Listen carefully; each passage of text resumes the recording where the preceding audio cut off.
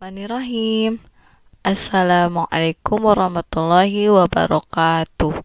Halo anak solih dan solihah, apa kabar? Nah, untuk sementara ini kita belajar online dulu ya. Semoga semangat kalian tetap sama, bahkan kalian lebih semangat. Baik, hari ini kita akan belajar pelajaran 5 pengukuran. Tentu saja ini belajar matematika. Sudah belajar belum sebelumnya?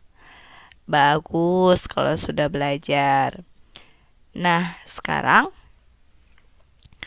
sebelum kita memulai pembelajaran, kita berdoa terlebih dahulu dengan membaca basmalah dan juga membaca surah Al-Fatihah.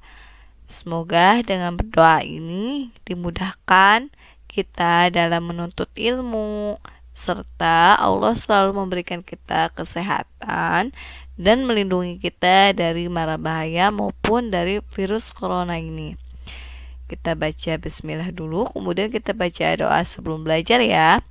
Bismillahirrahmanirrahim. Rabbi zidni ilman warzuqni fahman. Amin. Baik teman-teman semuanya, anak solih dan solihah, sekarang kalian buka halaman 201. Nah, kita akan belajar bagian B, mengukur panjang benda dengan satuan tidak baku, halaman 201. Silakan dibuka. Sudah dibuka? Bagus. Mohon diperhatikan ya apa yang diucapkan Bu Guru dan kalian cermati. Yang pertama, dalam mengukur satuan baku. Nah, satuan baku ini, mohon maaf, satuan tidak baku.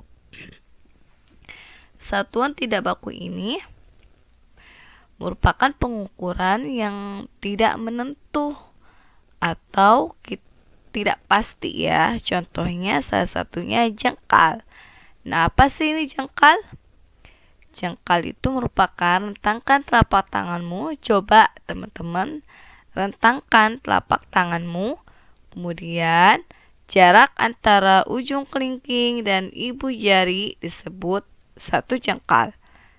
Ingat ya, ujung kelingking atau jempol, antara ujung kelingking sampai jempol itu disebut satu jengkal.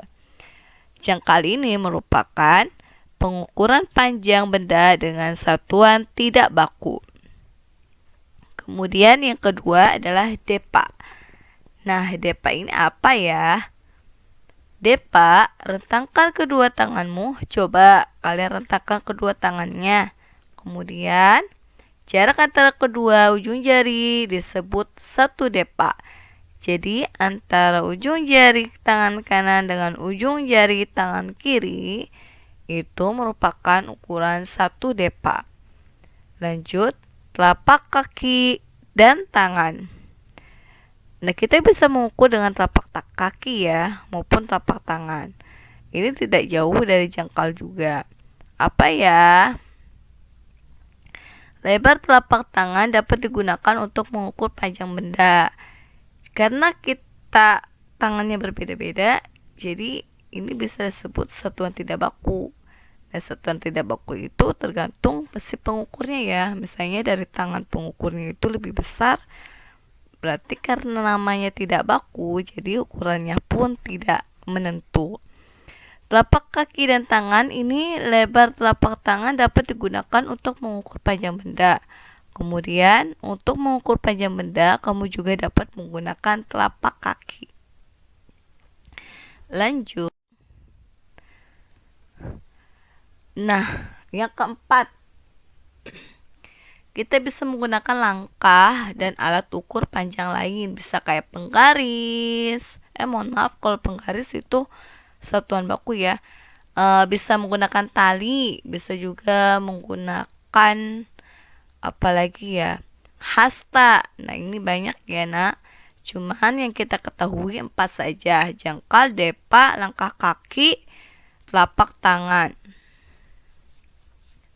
Lanjut di sini melangkah di depan kelas dengan teratur. Jadi kamu harus untuk mengukur ya. Untuk mengukur ini kalian harus melangkah misalnya dari depan kelas sampai ke belakang kelas agar kita bisa mengetahui ukuran berapa langkah lebar kelas kita. Dari sini panjang ruang kelasmu ada berapa langkah. Nah, nanti kalau kita sudah belajar di sekolah kembali, kita coba menggunakan ini ya nak, mengukur menggunakan langkah kaki. Bisa juga kita mengukur menggunakan tongkat. Nah, cuman ini tongkatnya harus bolak-balik ukurannya. Terus juga kita bisa menggunakan ballpoint, ikat pinggang maupun sapu. Dan masih banyak ya. Nah, untuk bagian ini kalian tidak usah dikerjakan ya. Harus tetap semangat belajarnya ya. Lanjut. Nah, ini merupakan contoh dari jengkal. Sebagaimana tadi sudah Ibu jelaskan, jengkal itu ujung kelingking sampai ibu jari. Nah, kalian perhatikan kalau tangan ibu dengan tangan kamu pasti berbeda. Jadi, kalau kita mengukur buku, bisa jadi ukurannya pun berbeda karena jengkal kita pun berbeda. Coba kalian perhatikan tangan kalian, coba kamu ukur buku kalian ada berapa jengkal ya. Nanti kita praktekkan di sekolah ya. Kalian berdoa agar cepat masuk kembali. Kemudian ini yang merupakan contoh dari satu depa.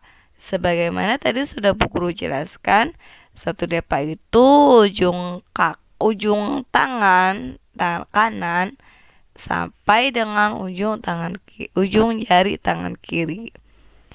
Lanjut. Nah, untuk mengukur telapak kaki seperti ini ya contohnya.